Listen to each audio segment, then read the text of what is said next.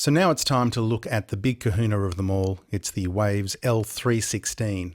This is the pinnacle at the moment of where the Waves L series is, and I've got to declare my bias. It's a personal favourite. I really like this processor. So first let's have a look at what's very familiar about it, and that's the standard limiter controls here. Threshold, ceiling, this release multiplier that we saw in the L3, and that's unchanged. Now down here we've got the standard IDR section, so we're all familiar with that. These controls are slightly different than what we've seen before, so we'll cover those. And over here, it looks kind of like what we're used to with the L3, but it is specifically different in a number of areas. Now, first of all, we need to talk what's under the hood here. It's called the L316 because there's actually a 16-band limiting engine under the hood. So let's understand this. This is kind of unprecedented now. It's 16 independent phase linear bands that are running the whole show. But yet here you see controls for 6 bands, and that's where this product can be a little confusing. But the way to think of it is like this. This section over here has much more to do with a standard parametric equalizer now than it does with the feeds into a limiting engine as it was before. And what I mean by that is this. There's gain, frequency and Q control, just like you'd get on a full-featured parametric, over 6 bands. And as you can see, each one has an on-off switch like a standard equalizer. The manual release controls that we had under here before are now gone. So it does have a lot more to do with the standard EQ than it did before.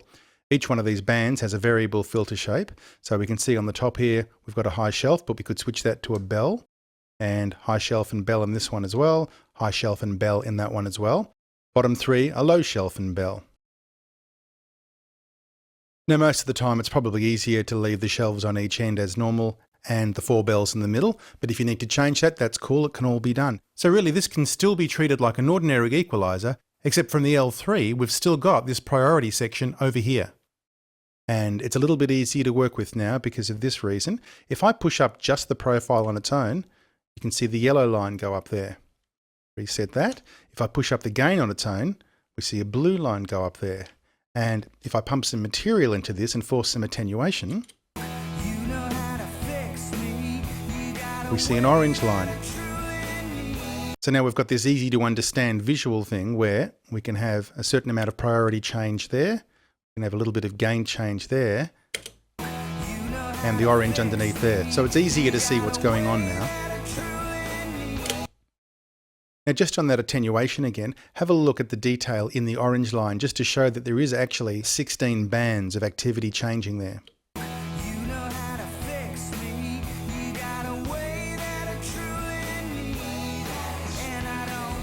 So you can see just from the curves and bends that are happening there that there is a lot of frequency definition being changed there. So this fella really does have a lot of detail under there. I'll reset these again.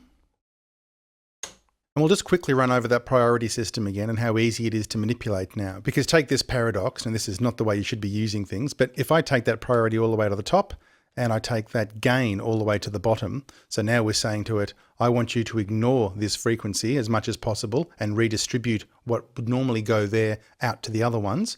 And down here we're saying, and turn that frequency down 18 dB. So it's pretty crazy. Now if I hit go and bring this down, here we go. See, the activity is all happening outside of that band. Now even if I narrow this up, because now we have a full parametric curve there. Okay, that's as narrow as we're going to get. All the action's happening on the outside. And so this is probably easier to show with the L316 than it was with the L3. Now, I'll do the opposite. Now this is where things can get loud and ugly. So we're now pushing the gain up. I won't go up to 18. And I'm pulling the priority down. So this time I'm saying, I want you to focus all your energies into this frequency if possible. So that's going to be pretty crazy. Pull that up. Right, so you can hear there's very honky sound and most of the limiting's happening in there as well. So that's a much better example of this. So the preferred way of working is to grab this link control here and push them up together. And that way we're saying I'm turning up this frequency in an EQ sense. And because I'm doing that, I'm aware that's going to draw more attention to this frequency in the limiter. So Mr. Limiter, by an equal amount, please back off your attention on this frequency. So here we go. So I'm honking it up a bit. And you can see that while we are limiting in that band, we're also limiting in other areas as well. Now if I want more limiting in that area, well, let's just bring down this priority a bit. And there we go, just momentarily. Now we're getting more work there. So it's really that simple to use, and the new colour scheme certainly helps distinguish things. Now let's come over here. You'll recall back in the L3 tutorial we were doing all that talking about release character. Now they've labelled this quite clearly as release character. Now in here are a number of, I suppose you'd call them release presets, and the release manual control from under here is gone, as we said. So the process has actually been simplified in that way because it was probably too techy to have all that stuff there and too cumbersome to be adjusting them on a one-by-one basis. So if we have a look under here now, there's a whole heap of them. Now, they're all based on Waves ARC control that we've discussed previously. So they're all going to have varying amounts of release speed, but also kind of the amount of tilt. The way it deals with those releases at high frequencies versus middles versus low, and all sorts of combinations thereof. Now, we've got some new ones here, like warm analog and warm classical, but facsimiles of all our favorites from the L3 are also in here as well. So you can recognize all those names from the previous tutorial. So there's quite a lot of presets there to give us as much control as we like. And then on top of that, we've still got the release multiplier. So if we like the sound of something, but things are happening a bit too fast or slow, we can multiply that from the default of 1.0 up to 10 times faster or 10 times slower, whatever.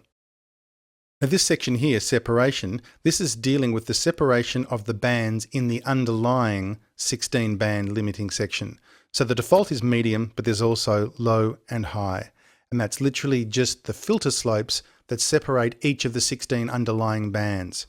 So having them low means the filter slopes are more gentle and there's more bleed through between the bands, and having it high means those slopes are very tight and the bands are quite discrete.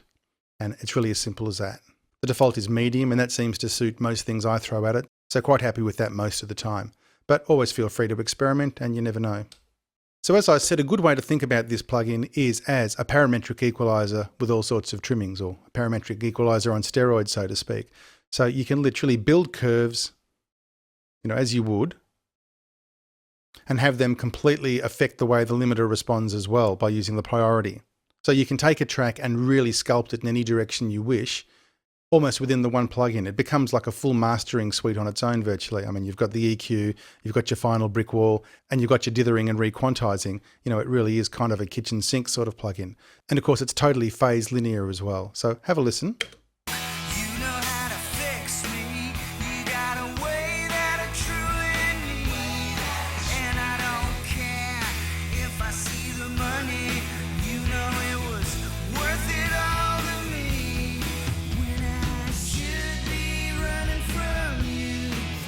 So very, very powerful. I mean, I'm just dragging things around with a mouse very quickly.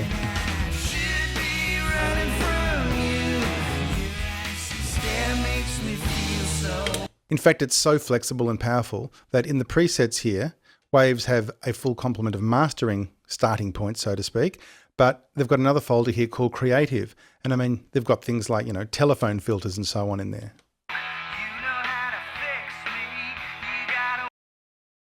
Or even, amp cabinets. So, they're designating that you could put this on a guitar strip, for instance.